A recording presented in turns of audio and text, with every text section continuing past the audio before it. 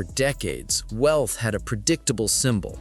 It roared down highways in bright colors. It sat low to the ground. It screamed for attention before it even arrived.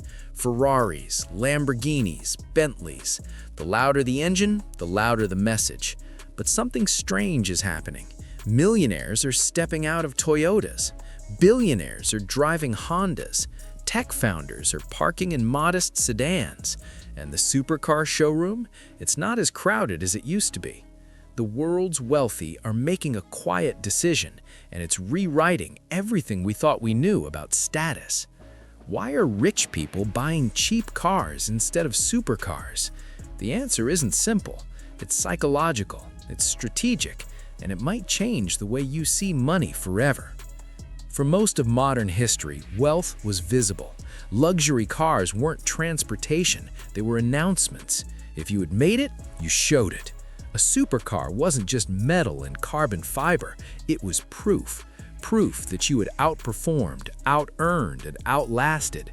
Brands like Ferrari, Lamborghini, and Rolls-Royce motor cars became status symbols because they were rare, expensive, and unattainable for most. Driving a supercar meant you were in a different league. But wealth culture has evolved, and what once signaled success now sometimes signals something else. The modern wealthy class is different from previous generations.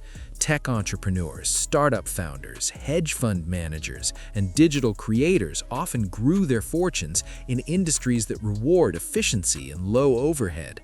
They didn't inherit empires, they built them with lean strategies. And that mindset carries into personal spending. To them, a car is not a status symbol, it's a depreciating asset. Supercars lose value quickly unless they are limited editions. Insurance is expensive, maintenance is high, public attention is unavoidable. Driving something modest becomes intentional. It sends a new message. I don't need to prove anything. There is a difference between being rich and being wealthy. Rich is income. Wealth is accumulated assets. Many financially literate, high-net-worth individuals understand that flashing money is not the same as growing it. When someone buys a modest vehicle like a Toyota Camry or a Honda Accord, despite having millions in the bank, it reflects discipline. It reflects long-term thinking. Studies on millionaire habits repeatedly show something surprising. Many millionaires drive ordinary cars. They prioritize investments, businesses, and appreciating assets over luxury consumption. This isn't about being cheap, it's about being strategic. Supercars attract attention, sometimes positive, sometimes not. Attention means people recognize you. It means assumptions. It means expectations. In some cities, it also means risk. Driving a $300,000 car signals visible wealth. For entrepreneurs who value privacy and security, this visibility is not always desirable. A modest car blends in. It offers anonymity in a world where visibility can be dangerous. Quiet wealth is safer wealth. Silicon Valley changed everything. In tech circles, driving an expensive car can sometimes send the wrong message. It may imply that resources are being spent on personal indulgence rather than reinvested into growth. Leaders in companies like Apple, Google, and countless startups are known for modest lifestyles despite enormous net worths. In this culture, practicality signals discipline. Discipline signals competence, and competence builds trust. A cheap car can become a brand statement. Ironically, part of the problem is exclusivity erosion. Supercars are no longer rare in major cities. Leasing options, influencer culture, and social media exposure have made them more visible than ever. When everyone is trying to flex, true wealth moves in the opposite direction.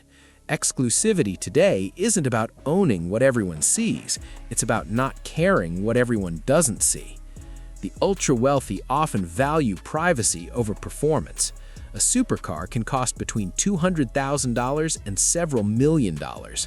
That same amount invested in diversified assets could generate passive income for decades. The wealthy think in opportunity cost. Every dollar spent on a rapidly depreciating vehicle is a dollar not working elsewhere. Leasing options, influencer culture, and social media exposure have made them more visible than ever. When everyone is trying to flex, true wealth moves in the opposite direction. Exclusivity today isn't about owning what everyone sees. It's about not caring what everyone sees. The ultra-wealthy often value privacy over performance.